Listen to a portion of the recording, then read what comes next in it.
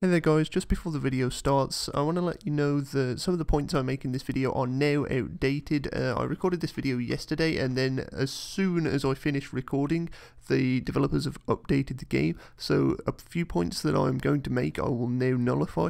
The trading system that I say doesn't exist, and the fact that the economy doesn't have much meaning to it, has just been implemented. It's in a very basic state, but it's now in the game. And also I speak about like artifacts or relics or something of some sort being completely useless. They've now fixed that bug as well, so I just want to point that out before the video starts. So if you hear me talking about any of that, it no longer applies, as the game was updated legitimately like 10 hours ago, and it was kind of poor timing, I guess.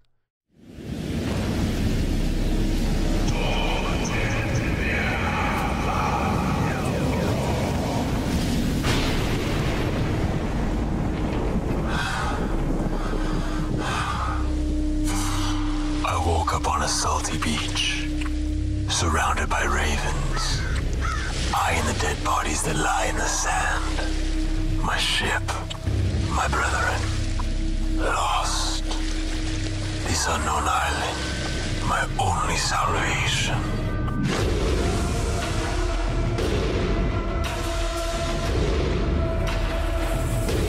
For months I explored the island of Valnir, finding vast structures and ancient ruins.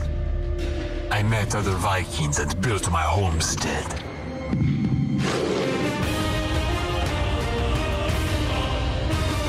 My brethren and I went on many adventures, pleasing the gods as they watched from above. We battled the terrors that lurk Valnir. How will you please the gods?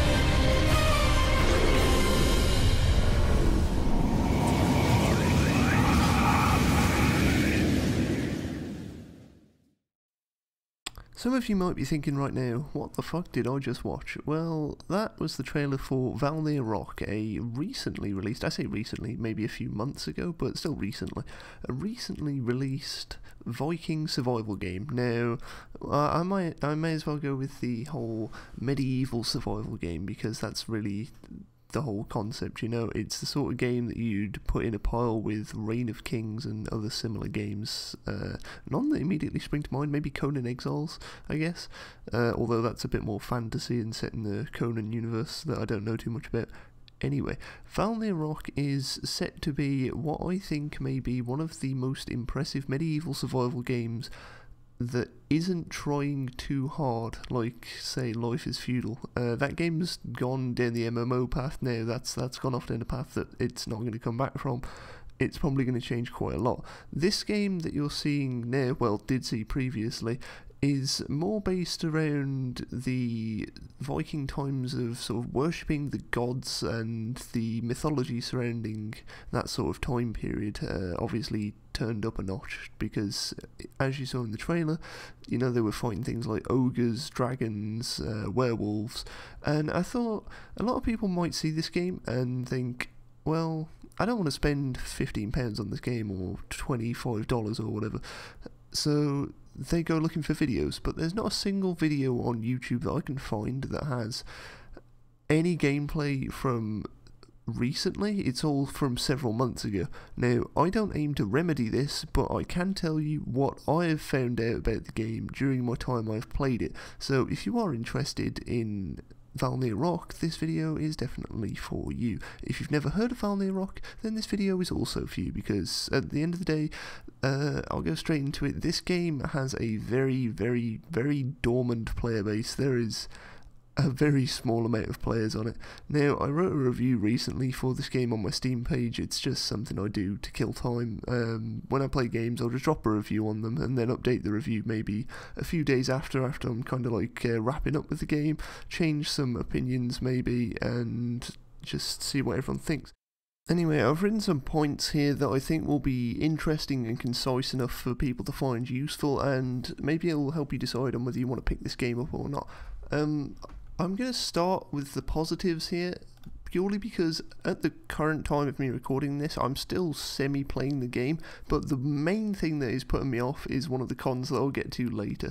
Now, starting off, with the pros, we've got the actual graphics of the game, and the animations and such are actually fairly nice. They're not as terrible as you'd see in some other early access games of this sort of style. They're not completely ruined or look like they've been ported from fucking Roblox or something. They're not terribly done. The animations are actually, for the most part, surprisingly fluid and well done. I'm not sure if the studio has like actually mocapped these animations. There's a lot of fight animations and stuff that you'll see in the trailer, and they actually look fairly good compared to a lot of other games. I'm going to be using Reign of Kings as my sort of counter argument here now. That game is fucking terrible as far as I'm concerned. It had a lot of good concepts, but the devs are scum. Code Hatch genuinely are pieces of shit. It's as simple as that. But the game, in its core concept, was good. So, and it's relatable enough to Valnir Rok for me to kind of use it as a example. But if you haven't played Reign of Kings, you might not be too in the know. But then again, you probably wouldn't be looking at a game like this if you haven't.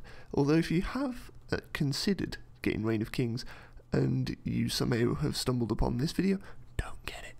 Anyway, the UI for the game as well, like I was saying about the graphics and things, the UI is also surprisingly well done. It looks quite professional. It reminded me of Skyrim's UI, and I mean, we're talking, that's a AAA game, this is an early access indie game. The UI is pretty nice. There are a lot of typos. I'm pretty confident that the developers do not speak English as their first language. I think they're based in Germany, which is a shame. They really need to get someone who speaks English in to write a lot of their quests and things, but I'll get to that later. A lot of people, you may have seen some reviews on Steam, complained about the combat of this game being incredibly clunky. It sort of is, but for me, it wasn't that it was clunky, it lacked depth.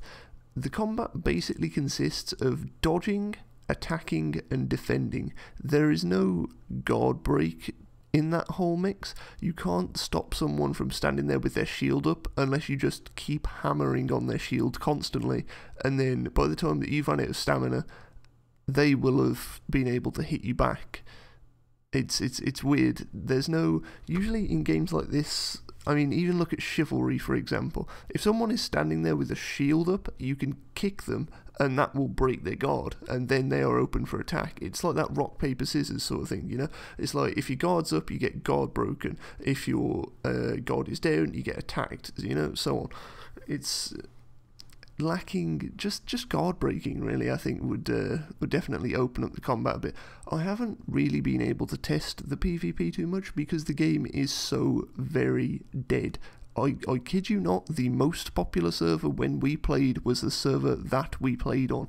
It was England 5, I believe, and it was a PvP server, and I can tell you that including our clan of 5 people, there were about 7 people on that server in total at a peak time, roughly, I'd say 7 PM-ish. I mean, for me, I consider that a peak time in EU. That's the time when everyone would be on, and the game was just not active in the slightest. So I'm hoping that some people may see this and not be put off by that fact and go play the game, but one of the things that the developers have done is release modded servers, and these modded servers have already split a small community, and I dislike that, I really do. I don't think you should be bringing out the ability for people to make their own servers in a game that has only been out for a few months when you have such a vast amount of official servers for them to play. I think you should be more focused on trying to get the community into the game rather than dividing them so prematurely. Anyway, moving on. The servers themselves, the official servers, are like 70 slots. Obviously I haven't been able to play them at max capacity, so I can't speak for their stability, but they were they weren't 30 slot servers, and I can tell you the map on that game is huge. Like, it takes a long time to walk across, and it's both like lengthways and width. The map is massive.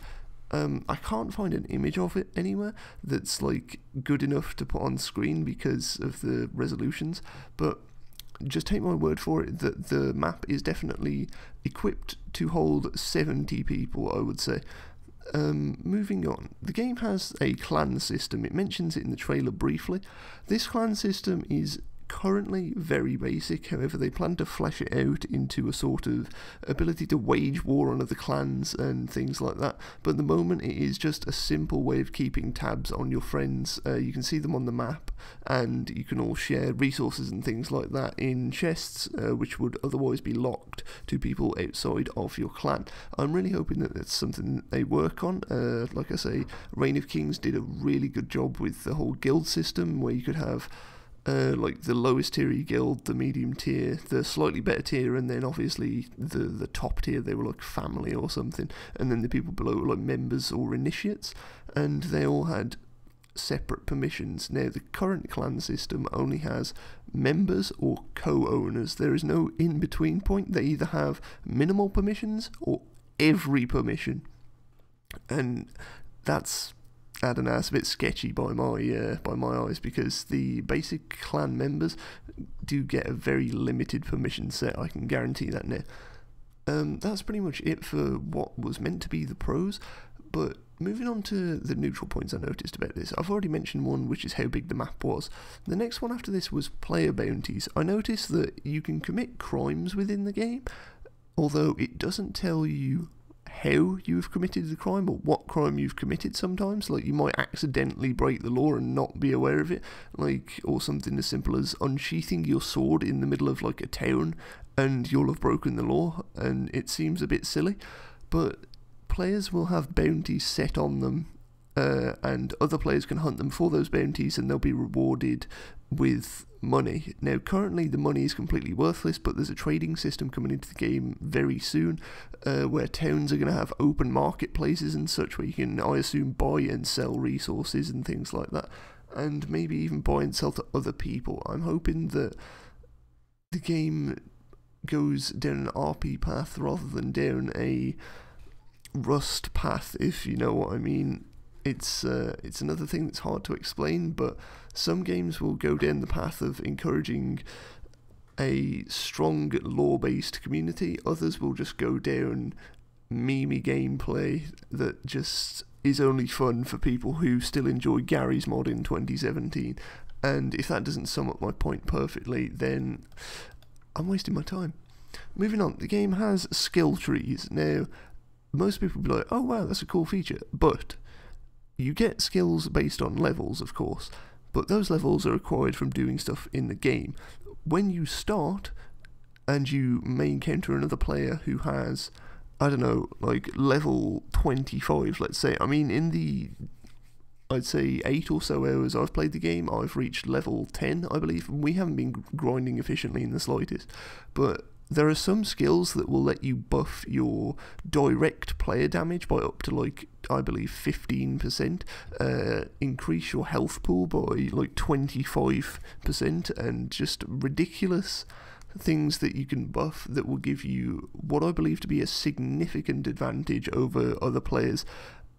I mean, providing you're not an idiot, then that advantage is definitely gonna be pretty brutal against other players. Say if you had just found a bunch of gear and you're walking back to your house and you encounter another guy perfectly like symmetrical gear, and that guy has these perks and you don't, he's gonna more than likely win that fight, and if you're both equally skilled, that is, he will win because of those perks. Now, obviously, it gives you a bit of goal in the game to get to a level where you too will have those skills. You don't lose skills on death or anything like that, but I just think it's a very hit and miss system, and I hope they continue to implement it well, rather than making it so that if you play for longer, your advantage over other players is so significant that it puts new players off the game.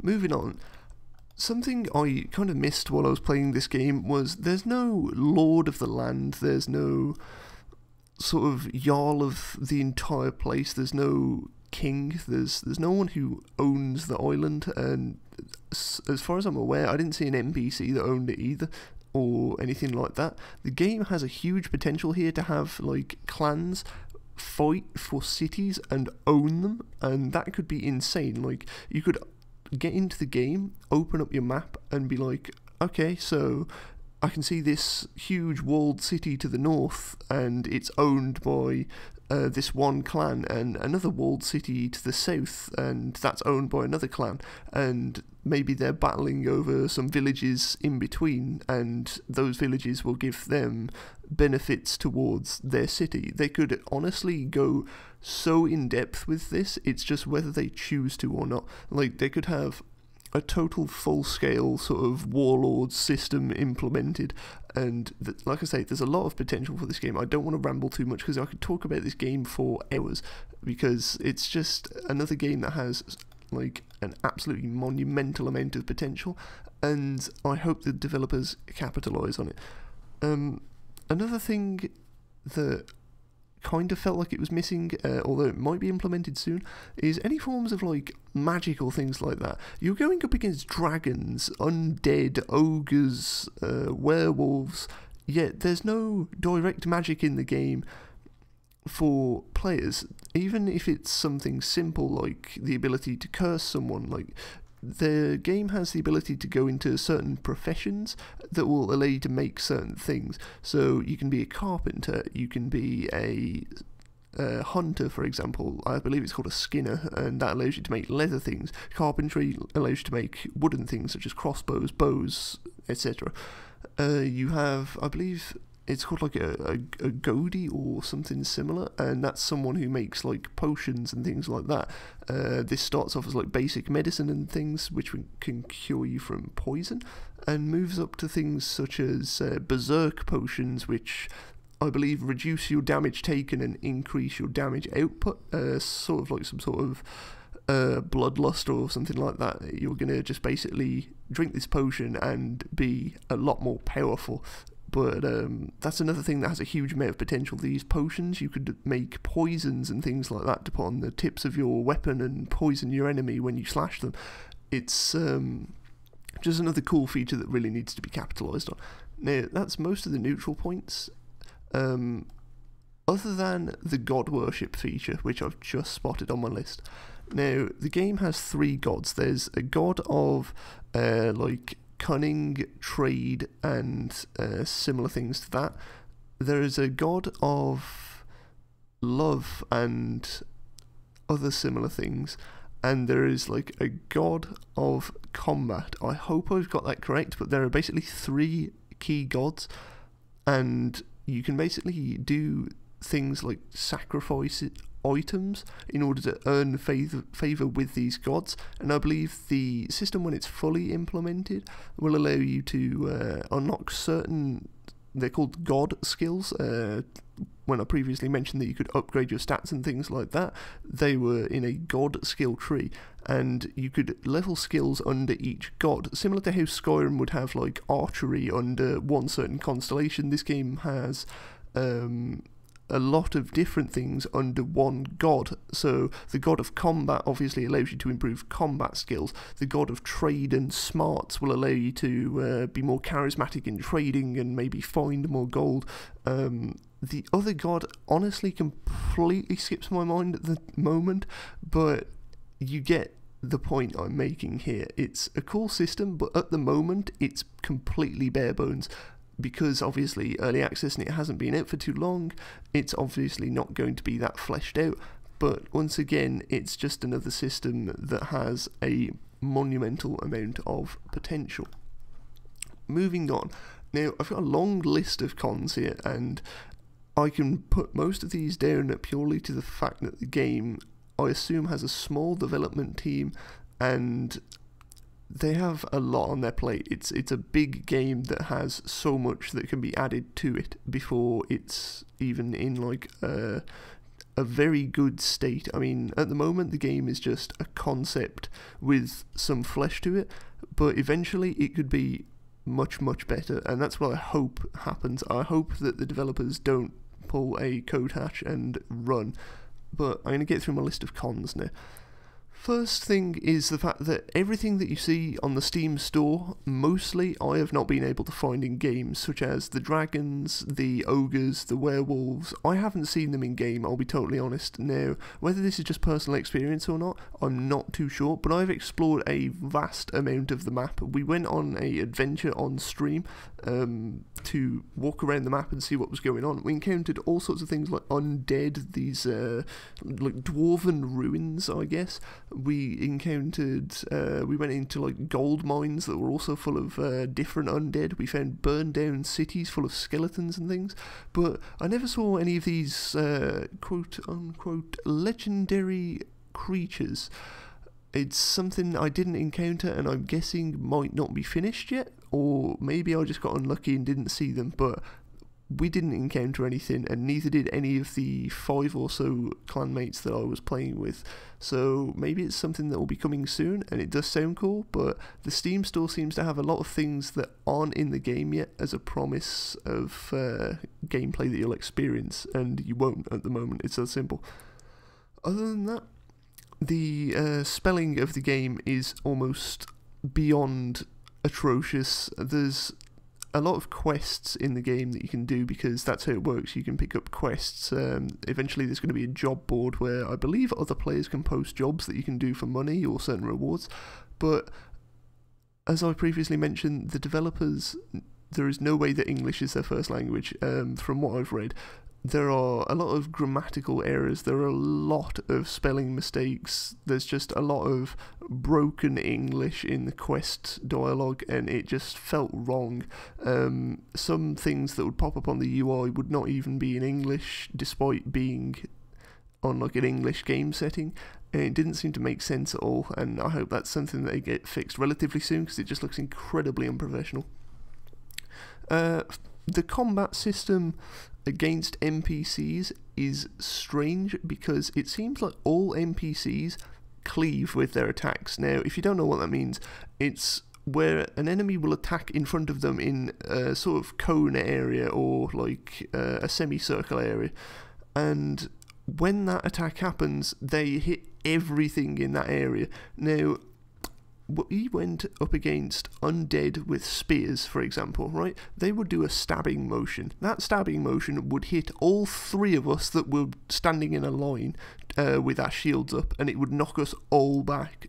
Now, to me, that makes no sense. It's as if they're using the NPCs and such at the moment, and everything is just attacking in like a cone in front of it, and not attacking how it looks. The only thing I've noticed that attacks how you would expect is a wolf, and even then, when a wolf jumps up and bites you, if you've got a teammate standing next to you, you both get knocked down, even though the wolf wasn't looking at one of you. It's a bit glitchy, but it's the best way to put it. Like I've previously mentioned as well, the game's player base is practically non-existent. If the game had an active player base, despite the current lack of content, an active player base could bring a lot of life into this game. If streamers picked it up and such, you know, Mr. Moon and things like that, the sort of people who take scenarios in games like this and run with it, that's what this game needs. It needs people who come into it and perform as you would expect within a game like this. That's kind of, you know, you want people who are interested in this sort of Viking medieval survival that will come in, and, you know, I encountered a few players that had names like Fafnir and things like that. And that's what the game needs more of, because at the moment people come onto the game, see a bunch of dead servers, don't talk to anyone, don't have enjoyable experiences because they've done nothing but the busted quests, and then leave. And to me, that's unfortunate, to say the very least. Like, we tried to get some player interaction off, but finding players on the island is so difficult because of the scale of it and the such like a small amount of players that were actually online. It kind of became awkward to do, which kind of sucked, because there were people with like huge bounties on them, and despite the fact that like these bounties couldn't be cashed in the game's current state, we could at least go after those players and be like, you know, you've broken the law of this island, things like that, and just make things interesting. But we didn't even seem to have the ability to do that because of how dead the player base is, which, like I say, is just unfortunate.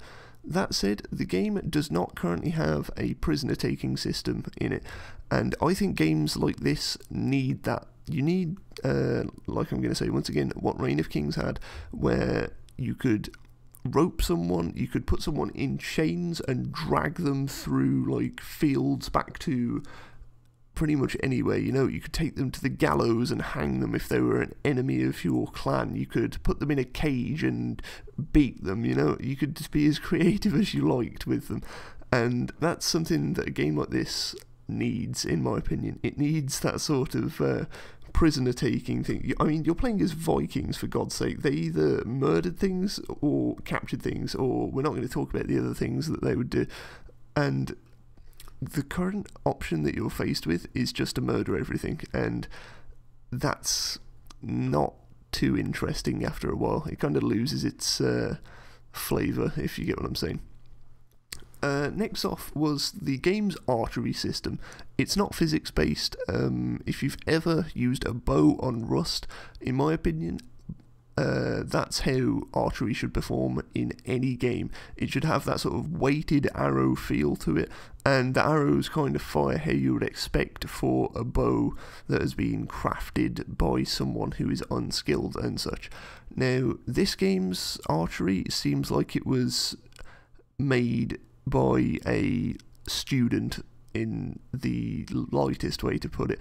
The arrows have almost no drop whatsoever, and they fire in a dead line almost.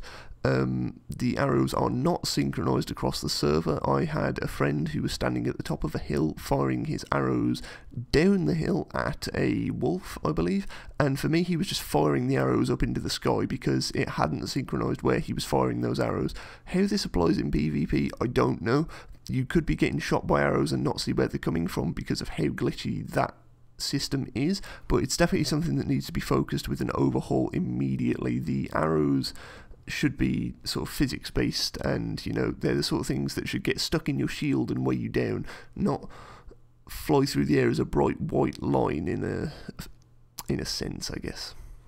Next for me was something about the leveling system that I noticed. Now, a lot of simple gear, such as a simple crafted short bow, would be locked behind like 4 levels of experience, which takes a relatively long amount of time if you haven't rushed into that sort of tree. So the way it works is you have the first level of a profession, which is 1 ability point. You gain 1 ability point per level. Then the next level of the profession requires 3 additional ability points, and the level after that requires 6, and the level after that requires 12. They are not stored from the previous level. You have to earn that 6 rather than say you had 3 previously and then you would earn another 3 to get 6. It's not like that. You have to earn all 6 points, and it takes a lot of time. You have to kill NPCs or go farming or do whatever is related to how you are playing the game, and in some cases that can take hours, and I kid you not, it feels too grindy to get basic gear. Some gear should not even be locked behind professions, in my opinion. You should be able to make really bad swords with no profession. You should be able to make a simple bow without a profession. You should be able to make a lot of the things that are on there without a profession. Even if you pick up this like apprentice skinning thing, maybe you should get slightly better than someone who has no skinning abilities, who could maybe just cut up an animal and wear its pelt in like no sort of fashionable sense where you could fashion it into a tabard as a skilled leather worker. Instead you would just wear the pelt in its raw state. There's nothing like that. It's either all or nothing, which obviously I guess is down to it being early access again, but I hope it's something that developers think about. You shouldn't have to learn all these certain paths in order to unlock certain items, you know, with the exceptions of maybe potion making and things like that. You should still be able to make very basic herbal remedies maybe, as opposed to a high-end healing potion. There's nothing like that. It's either you know it or you don't know it, and that's it. And you can't really specialise in all professions unless you grind for a stupid amount of time in order to get all the levels necessary. And then you can't put any of those ability points into the god skills, which upgrade your character either. So you've basically just got a character who can craft a lot of stuff, but will probably get dicked on in combat by someone who has just rushed an extra health pool, an extra bunch of damage and such. It's not the best system, in my opinion. That said, the current PvP meta, from what I can only assume, is you just jam your inventory full of healing gear and put it to your hotbar and spam it. There is no healing animations or anything like that, and the cooldown on bandages and such is so short. You can honestly stand there and take a beating and then potion and bandage and have all your health regenerate back up, or you can be full hunger and full thirst and your health will really quickly regenerate back up. Like, you could get hit for 20, give it a few seconds, and then it will start regenerating at like 3 points per second. It seems to me like the PvP would be way too long unless they add that sort of ability to have to go off and heal and do some sort of healing animation, which you can interrupt by attacking them. Because at the moment, you can just like stuff potions into your face and have no consequence of you choosing to do that. Moving on, Lone Wolf gameplay seems next to impossible due to the profession system. Unless you're willing to put in that time to learn the game, there is no way you can play this game alone and have access to everything that you would need as a functioning player in the game. You would have to learn at least 3 of the, I believe, 5 or 6 professions to at least the second tier, which would take you roughly 15 or so levels before you could probably even be at medium tier gear. And then you have to go and get those resources too, which takes even longer, and it seems like playing the game solo would not be an option in the game's current state. That also said, some of the building resources are so stupidly expensive, in my opinion. There are things like thread, for example, which you get from picking plants and refining those plant fibres.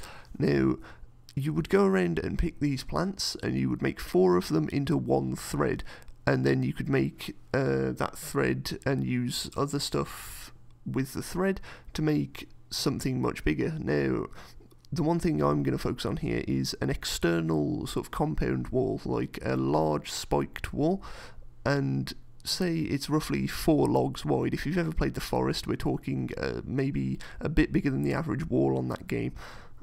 Those would take roughly like 15 plus minutes of grinding to get 1 panel, and I can tell you now the average compound would probably take over 100 of these panels. Now, if you are playing solo, the time it is going to take you to make even a relative sized compound to yourself is going to be huge. It's going to take you so long to do, and I think that's something that needs to be looked at. The building costs are way too high for some things and way too low for other things. It seems really off balance, and I hope that's something that will get fixed. Additionally, how I mentioned clan warfare before, there are no siege weapons in the game at the moment. I thought that would be a key element of something that has clans who can declare war on each other and such. You can't assault another clan's base with like a catapult or a ballista or, I don't know, a fucking barrel full of alcohol that you set fire to. There's absolutely no siege weaponry in the game. Currently, it's a feature that you can vote for on the website, but to me, like, that should be screaming at the developers, why the fuck is this not in the game already? It's a key gameplay feature to wage war on someone else's clan. If you can't get into their base to siege them, or even begin to start breaking down their walls, how the fuck are you meant to have a war when they can just sit inside their house and insult you all the time. Like, it's not like they're ever going to run out of food, because food is so incredibly easy to come by in the game that they could probably sit in there forever. Not to mention, when you log out, there's no sleepers or anything, so you can just log out perfectly safely and not have to worry about them in the first place. It's silly that siege weapons aren't the main focus of the developers at the moment, and it's a feature that people are being asked to vote for on the website to gauge community interest. I get how that works, but some things like this should be in regardless of whether the community want it a lot or a little, in my opinion, because it's a core feature. If you can't attack someone else's base in a survival sort of PvP game, it makes no sense to me. I don't know, it might make sense to some people that there's no siege weapon in the game at the moment, but to me it's dumb. Simple. The quest line in the game is not even remotely close to being finished. We ventured several kilometres north of the starting area and found another town, and when we started to speak to people for quests, they would just be like, oh, they're all placeholder quests, so it'd be like, this person does not have a quest for you at the moment, come back later, and then that quest would sit in your quest log as if it were a placeholder for future quests. In my opinion, it kind of needs to be worked on passively, and they need to keep putting these quests in so that players can basically not stop after like the initial quests. It's not even as if it's like you can do the initial quest and go off out into the world. It just abruptly ends, and you can't really make heads or tails of the quest line because of how badly the English is in some cases. I hope that made sense. I have a feeling I just said something that didn't quite make sense, but it's all good. We're coming near to the end of the cons here. This video is incredibly long, I do apologise, but I kind of enjoy doing these videos where I can pass my opinions on the game and sort of review it. I hope that this is something that will interest people on the channel, to be completely honest. If not, I won't do another one, but maybe people will enjoy these long videos. I mean, there's no real video content to this, it's just audio, so it's kind of more of a podcasty vibe, and that's not something I have a problem with. And I might start making the MP3 files of these videos available or something like that, if that's what people would be interested in. Anyway, moving on. The villages in the game, if you think back to how I mentioned the criminal system, you can pillage a village, and have no consequence, which sounds dumb for a game that has a crime system. Like, you can walk into a village and loot all of their boxes, barrels, sacks of food, and take whatever the Christ you want, and then leave, and you have not committed a crime. You could walk into that same village and accidentally take out your sword, and you are a dirty criminal. That makes no sense. You should not be able to take stuff from a village without consequence. It's the crime system seems really poorly implemented at the moment. Moving on, what else do we have? Yeah, clans lack any form of real point to them at the moment. They are not fleshed out in the slightest. You can basically assign yourself emblems and things like that, but due to the lack of player base and the lack of things in the game, you can't really do much with the clans other than just use them as like an identifier, which to me kind of sucks. You know, I know that there is a tailoring skill that will allow you to make banners and such for your factions, but in that time we didn't really see anything that was worth creating, even to sort of make the areas we had built around look like they were owned by us, which kind of sucked, to be honest. You know, we wanted big battle standards of our guild crest to be seen from several hundred meters away by people who might come over the mountains and see the field that we'd built in, but we can't do that, and it kind of sucked, if I'm totally honest. Final point is what I kind of touched on earlier.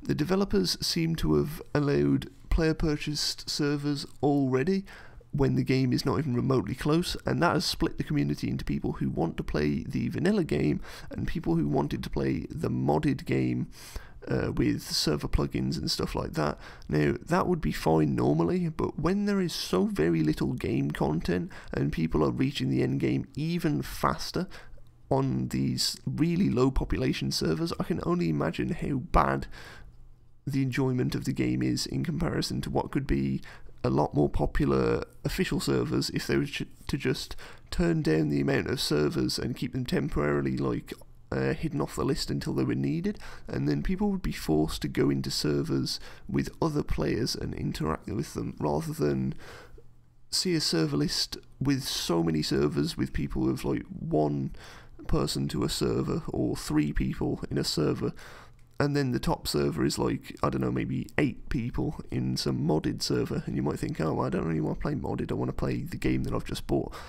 So, kind of sucks. But that brings me to the end of all my points. I can only apologise for this video being nearly 40 minutes long. I can only imagine that this may not be too popular on the channel, but it's a game that I honestly feel like needs a good detailing on YouTube, because most of the videos of the game do not do it justice in terms of giving you a solid opinion of the game, and I've just given you 40 minutes of information and opinions that I've played and experienced and formed over the past week. I've been streaming this game. If you want to see whether I'm making stuff up or not, by all means go to my Twitch channel and watch the VODs of us playing this game. You can see the game at its core, you know, raw, unedited gameplay. That's what you should see of a game in order to form an opinion of it. And if you want that, it's over on my Twitch channel. I'm not going to port it over here onto YouTube, purely because I don't really see the point, and it'll be awful quality. I can only begin to tell you how bad Twitch's video exports are. They just don't look nice, and it sucks, really. But that's me done for now. This video has been incredibly long. I sincerely hope that people have enjoyed this and would like to see more similar videos. I'll try and keep them a lot shorter next time, but thank you for listening, guys, and I will see you next on this channel, probably when Survive the Nights comes out, or if I find a new survival game that I think should be detailed on here. And I'll see you in the next video.